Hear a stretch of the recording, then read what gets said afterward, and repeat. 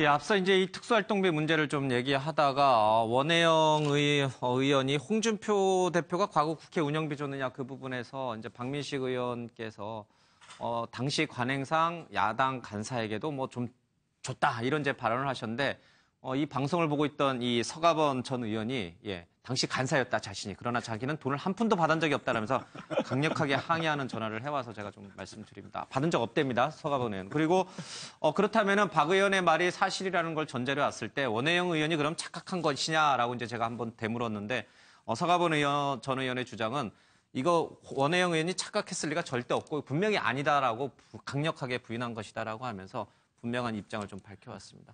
저희들 뭐 시청하시다가 이렇게 전화 주셨으니까 저희들이 그 입장을 좀 소상히 또 소개해드립니다. 그러니까 두 분의 얘기가 조금 달라요. 그런데 이제 보는 시청자분들도 또 관련돼 있는 분들도 좀 자신의 입장을 좀 표명한 것 같습니다. 근데 이렇게 넘어가겠습니다.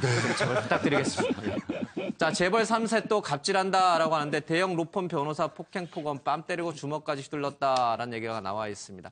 신입 변호사들 모임에 이제 이 재벌 3세인 A 씨가 갔는데 아무래도 이 뭐 여러 가지 큰 고객이다 보니까 변호사들에 대해서 함부로 했던 것 같습니다.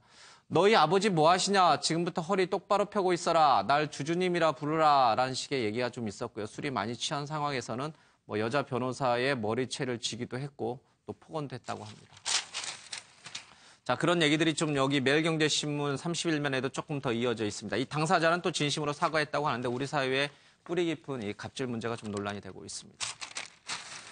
자, 미인대에 입상 스펙 채우려다 성추행이 온다라고 하는데 취업 준비생들 피해가 속출하고 있습니다. 취업을 앞둔 젊은 여성을 대상으로 미인대가 우후죽순 쏟아지고 있는데 이름을 들어도 고개를 갸웃거리는 대회들이 많다고 합니다.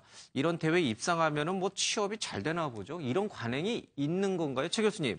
이런 거를 빌미로 이렇게 취업 준비생들을 또 울리는 이런 일이 또 반복되네요. 그러니까 이거는 진짜로 소위 말하는 갑질 중에 갑질이고요.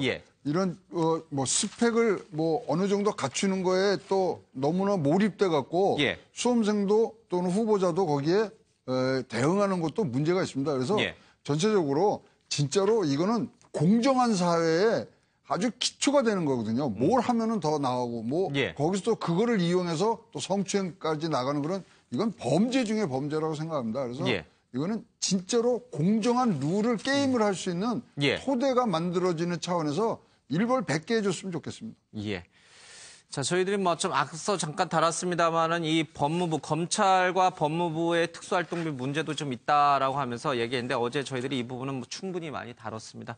그래서 오늘은 좀 그냥 넘어가도록 하겠습니다. 법무부에서도 검찰로 가는 특수활동비 일부를 떼서 자신들이 사용했다라고 하는데 글쎄요, 뭐 절차상 비슷하다라고 주장하시는 분도 있고 전혀 다른 구조다라고 주장하는 그 여당 의원들도 좀 있습니다. 이 문제는 나중에 시간이 되면 조금 더 한 번 더 짚겠습니다. 어제 저희들이 충분히 설명을 좀 해드렸습니다. 자유한국당에서는 검찰 특수활동비 국정조사 또는 특검하자라고 얘기를 좀 하고 있습니다. 자유한국당과 지금 여권이 이 국정원의 특수활동비 또 검찰의 특수활동비를 보는 시각이 좀 많이 차이가 좀 나 있습니다. 자, 검찰의 사정 칼바람 속에 청와대가 공수처 설치에 속도전을 내고 있는데 어제 조국 민정수석을 포함해서 여야 당정청 대표들이 모여서 좀 회의를 좀 했습니다. 많이 원안보다는 후퇴했습니다만 필요성에 공감했다는 얘기도 흘러나오고 있습니다.